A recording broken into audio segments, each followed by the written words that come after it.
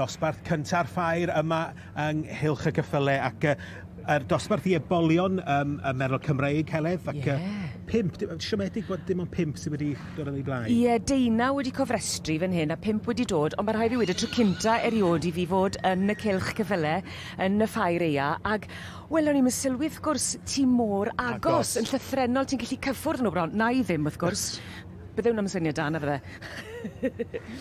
Ond na, mae wirioneddol yn olygfa gwbl wahanol i beth ni'n gweld yn yr haf yn dwi. Yndi, ac mae'n braf cael bod mor agos fel o'n i'n dweud wrthyn nhw, ac Ebolion i'w rhain, ac i lot o'n nhw, tro cynta iddyn nhw gael ei ddangos. Maen nhw'n babis dal i fod, ac mae'n dipyn o waith i baratoi nhw i ddod i fan hyn i babell sy'n eitha ddiarth iddyn nhw. Odyn, achos yn ôl y traddodiad, wrth gwrs, yr Ebolion, y stoc ifanc sy'n cael ei dangos fan hyn. Felly gyda'r dosbarth yma, i ni'n gweld ar hyn o bryd, yr Ebolion, mae angen iddyn nhw fod wedi cael ei geni leni. Yn 2023, wrth gwrs.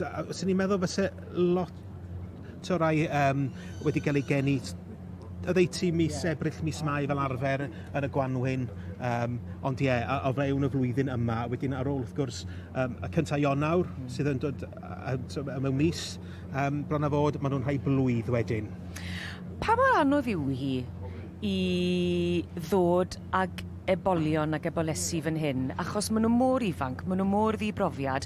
Odi'r beirniad Kathleen Scott yn mynd i fod yn rhoi rhyw fath o raff iddyn nhw, achos bod e'n anodd i reoli falle? Mae'n job efo sioe cywio neu swclod.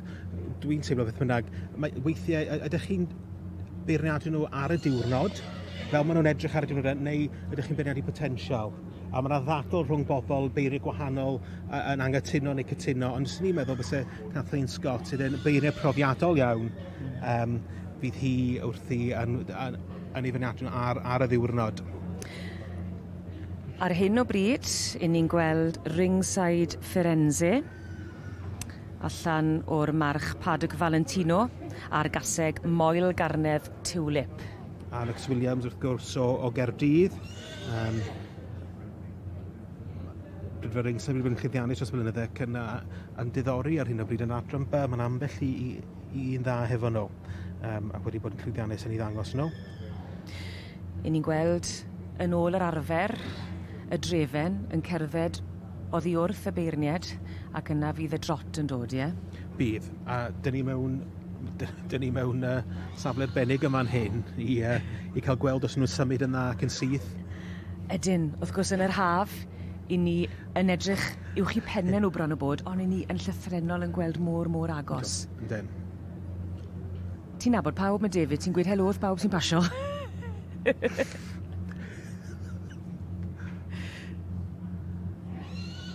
Dyma ni Shane Rogers sydd yn arddangos y ceffil yma. Y lliw melyn ar coesau gwynion. Dan berchnogaeth Mrs Daivig. Sun Willow Esteban. Wrth y march telynau Royal Decree ag allan o heniarth Tywit Tŵ.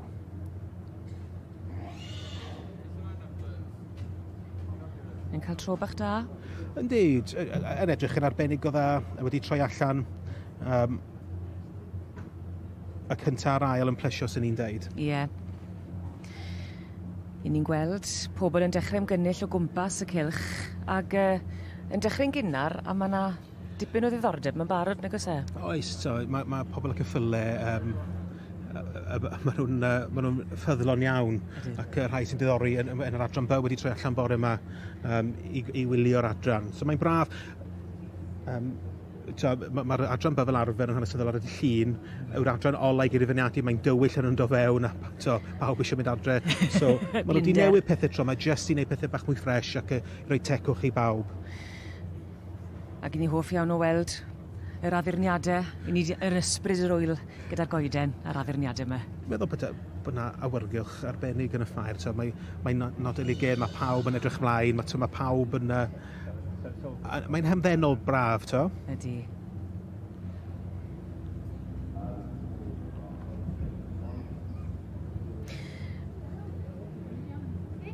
Fydde ti'n gweud bod na elfen o risg yn perthyn i'r dosbarth yma gan bod i mor ifanc? Oes, dwi'n meddwl.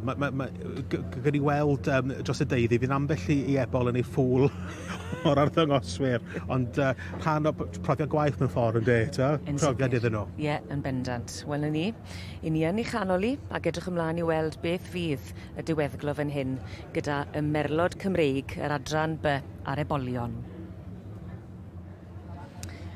Wel, croeso nôl i gylch y ceffylau ac ar hyn o bryd i ni yn mwynhau y dosbarth cynta sydd yn agor y cystadlu fan hyn yn y Ffair Ea yn 2023.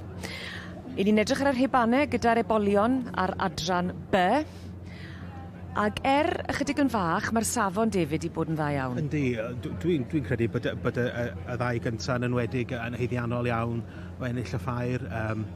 5 i gyd yn gyfan gwbl, ond mae'r beirniad wrth gwrs Catherine Scott yn brofiadol iawn ac dwi'n meddwl wedi gael nhw yn y drefn cywir y cyntaf ail yn bendant, ond mae'n canolbwyntio wan, mae'n pendroni fydd na ryw newid neu mae'r hwsglymau yn dod allan a gael ei gyflwyno. A gan gofio pa mor ifanc yw'r Ebolion, maen nhw wedi bihafio'n arbennig o dda. Yndyn, mae hynny. David a'i fan clip sy'ch chi on yn gweld beth sy'n digwydd y tu ôl i'r camera. Pawb yn dynabod i. Mae o'n anodd iawn bod mor boblogaidd, i fod yn onest, Heledd. Felly, y trafod rhwng y stiwardiad a'r beirniad. Wel, mae'r hwsglymau dod allan, Heledd. A mae wedi wneud. Dyma ni felly, mae'r beirniad wedi dod i benderfyniad yn y dosbarth cyntaf. So we have a result in the first class of the morning. Yn y safle cynta, ringside Firenze. Allan o'r march Padog Valentino a'r gaseg Moel Garnedd Tiwlip. Alex Williams o Bydfel ringside wrth gwrs yn ei ddangos. Ac wrth gwrs maen nhw'n llwyddiannus iawn yn dangos y cyffylau. Yr ail, Sun Willow Esteban. In second, we have 2002, and this is VW Sun Willow Esteban. So gyfer chi'r mawr, Alex, the first win of the day. Yeah. It looks fabulous. Thank you very much. I'm sure I do. I've got black all over my face. There is a little bit of...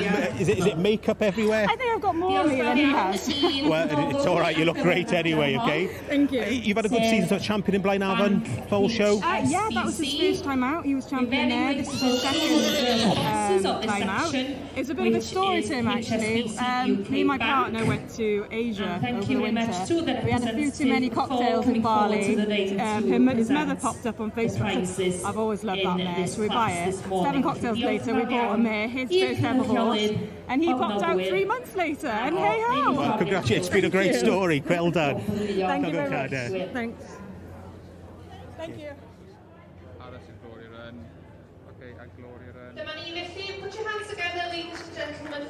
A dyma ni, enillydd cynta yn y cylch ceffylau yn y Ffair Ea yn 2023. Ringside Firenze. Llongyfarched y mowr iawn i Alex Williams yn berchen ac yn dangos yr ebol buddigol.